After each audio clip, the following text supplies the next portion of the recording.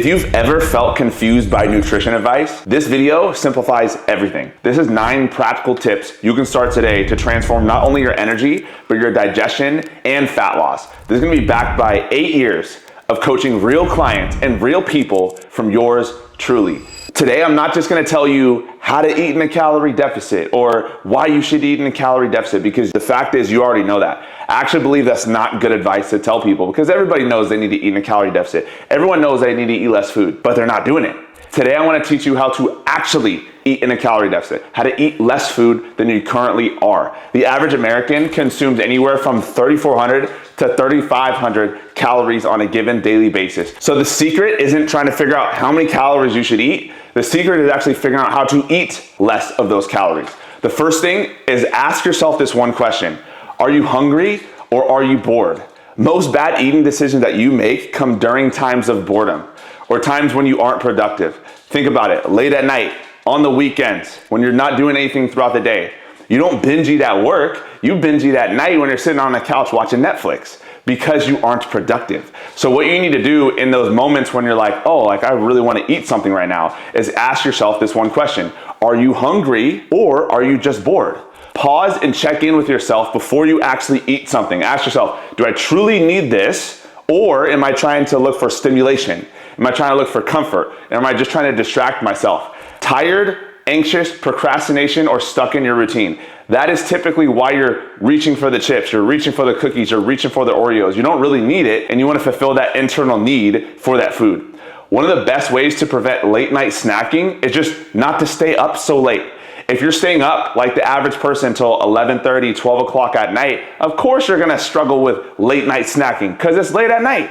So just by you going to bed earlier, you're gonna find you deal with late night snacking a lot less because you're not up late at night snacking. Before you reach for a snack or open the fridge, ask yourself, am I actually hungry or am I just bored? Now here's exactly how you know. You ask yourself, can I just drink a protein shake right now? Could I just eat a chicken breast right now? Could I just have some veggies right now? If the answer is no, and what you truly want is you want the chips, you want the cookies, you want the pizza, then it's probably just a craving. Just a bite of something sweet is what you're looking for, not the protein shake that's gonna actually nourish you. That's often your brain looking for dopamine, not your body asking for fuel. So here's what we do. Okay, if my brain is looking for dopamine, how can I give my brain dopamine without having to go to cookies, without having to go to cake, all that stuff? Try this habit loop instead. First, you pause and you ask the question, am I hungry or am I bored? Then you assess your hunger levels. So on a scale of 1 to 10, how hungry am I? Scale of 10 would be like, I'm literally gonna eat the pantry. 1 is like, I'm completely stuffed. 7 plus, genuinely hungry. 3, I'm just a little restless. Now, if you're bored, here's what you do. Number 1, you go for a walk. Number 2, you drink a glass of water, 8 ounces of water. Or number 3, you do something productive for 10 minutes and then reassess. So go put the laundry away if you're at home. Go read a book, go do something, go do some push-ups. Get your mind off of food. The reason why this works is because it does 2 things. Number 1, it creates self-awareness, because I'm asking myself, do I truly need this food or am I just eating out of boredom? And number 2, it's gonna decrease mindless snacking. Again, during your workday, you're not binge eating. You're binge eating at night when you're doing nothing. So if I can decrease mindless snacking, if I can become more aware that I'm going to eat less food, whether I am bored or hungry. Pro tip, do something productive when you're normally bored. So if you find yourself elbows deep in the cake or elbows deep in the ice cream late at night, figure out a way to be productive during that time. Listen to a podcast, clean the house, text a friend, prep your lunch for tomorrow, prep your food for tomorrow, and that will change the game for you. Number 2, you need to start eating more fiber-rich foods. If you try to eat in a calorie deficit without focusing on fiber, it's gonna be very hard to sustain it long-term. Now, how much fiber do you need? I think a good rule of thumb is gonna be anywhere from 15 to 25 grams of fiber for most people. Another way you can look at it is 14 grams of fiber per 1,000 calories that you consume. So let's say you eat about 2,000 calories in a day. That's gonna mean you should be eating around 25 to 28 grams of fiber on a daily basis. The reason why fiber is game changing when you're on a weight loss journey and you're trying to eat in a calorie deficit, first is for your digestion.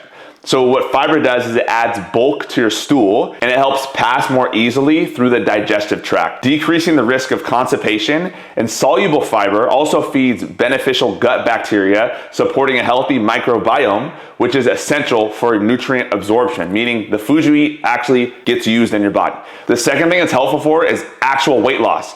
High fiber foods are more filling than low fiber foods, which means they take longer to digest, helping control your hunger and decrease overall calorie intake. This satiety effect can aid in weight loss or weight maintenance without the need to actually restrict calories. So let's say I drop my calories down and I increase my fiber intake, I won't be as hungry, which means I'm gonna sustain my calorie deficit for more long term. Here's what I love about fiber as well, is it helps with chronic disease. So a diet that's high in fiber is associated with a lower risk of a bunch of different chronic illnesses. So think like heart disease or type 2 diabetes or even certain cancers, especially like colorectal cancer, which is what none of us want. It's gonna help decrease inflammation. It promotes regular bowel movements. So absolutely focus on getting more fiber in your diet. Now, how do you get fiber in your diet? Here are my favorite high fiber foods. I'm gonna break them up in a couple different categories. So first is fruits. So some of the top high fiber fruits are gonna be raspberries, pear with the skin, apples, bananas, even avocados. Avocados have 10 grams of fiber per cup when they're mashed.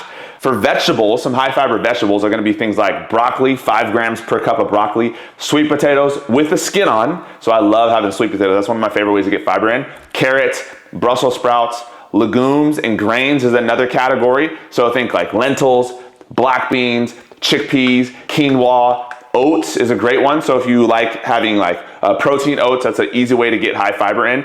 Adding some chia seeds in. Chia seeds have 10 grams of fiber per 2 tablespoons. The key with chia seeds though, and all this nuts category, is you gotta be careful, because if you just start dumping chia seeds in your food, that's high in calories. Flax seeds, same thing. Almonds, pistachios, these things are gonna be high in fiber and help you hit your 14 grams of fiber per 1,000 calories. One way that I love to get fiber in on a regular basis is high fiber breads. So you can find me, a lot of like keto breads are higher in fiber.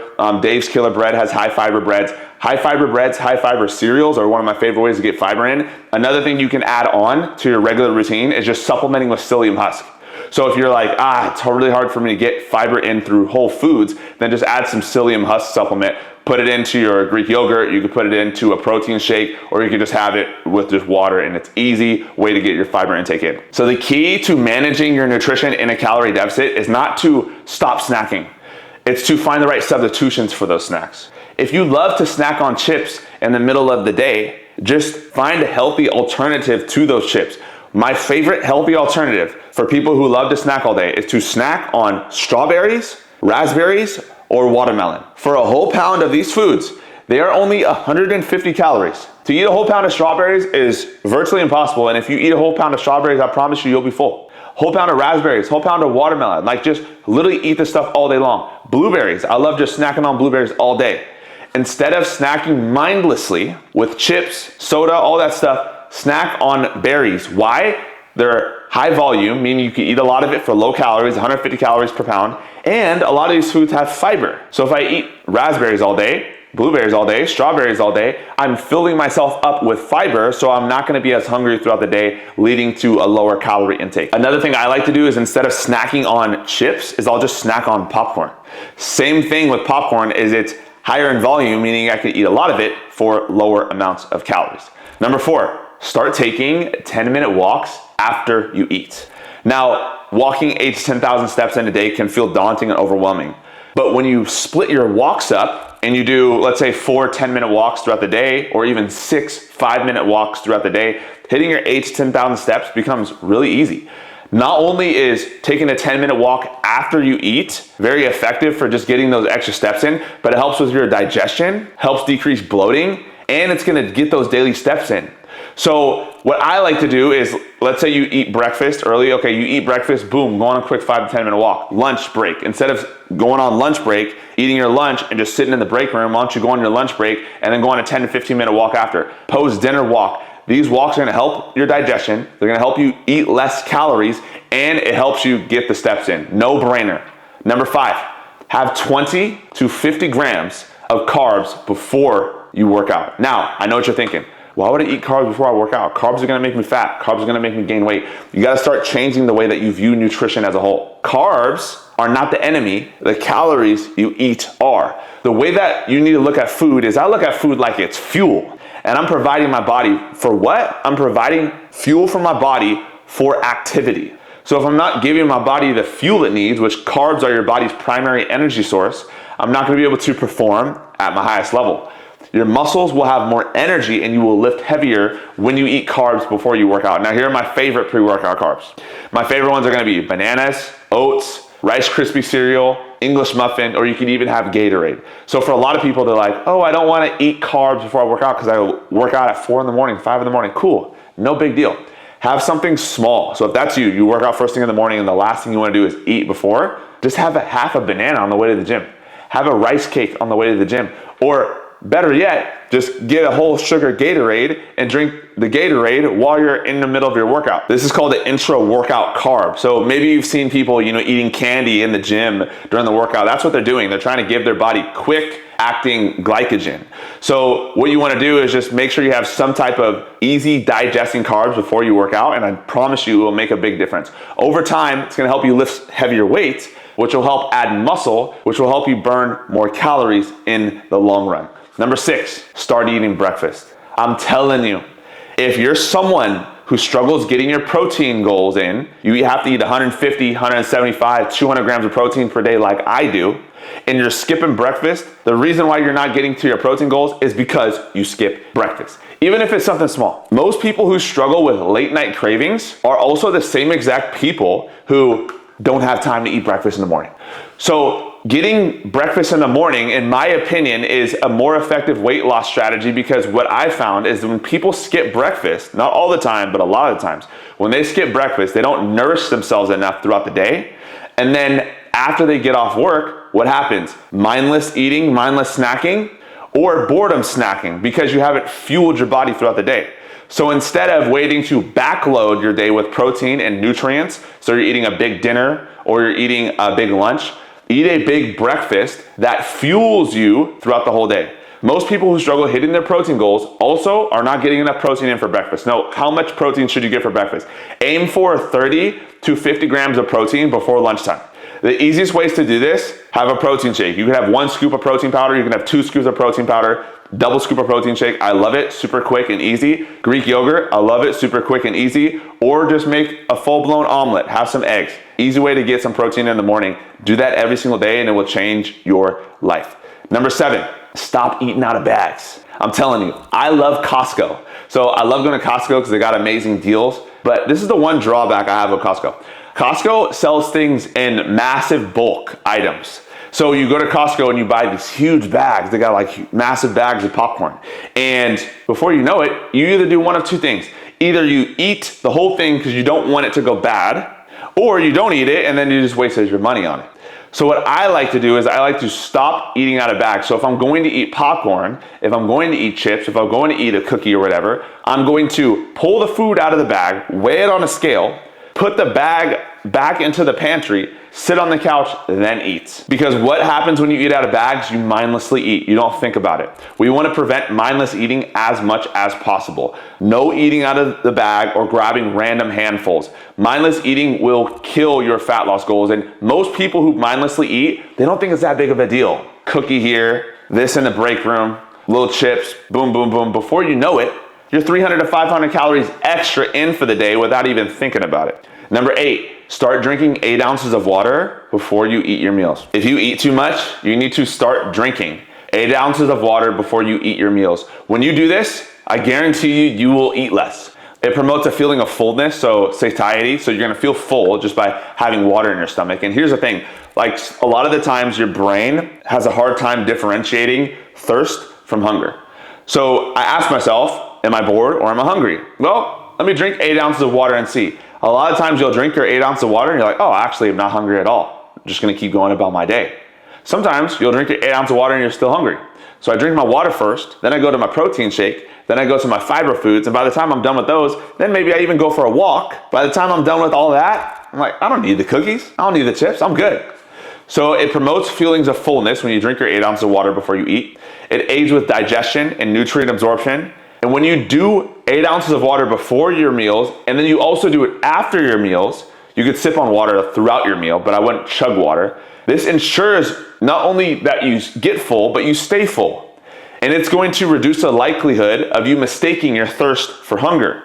So here's my pro tip for you. When do you drink your water? Drink your water 8 ounces, let's say 8 to 12 ounces, about 20 to 30 minutes before your actual meal. So don't just drink it right before your meal.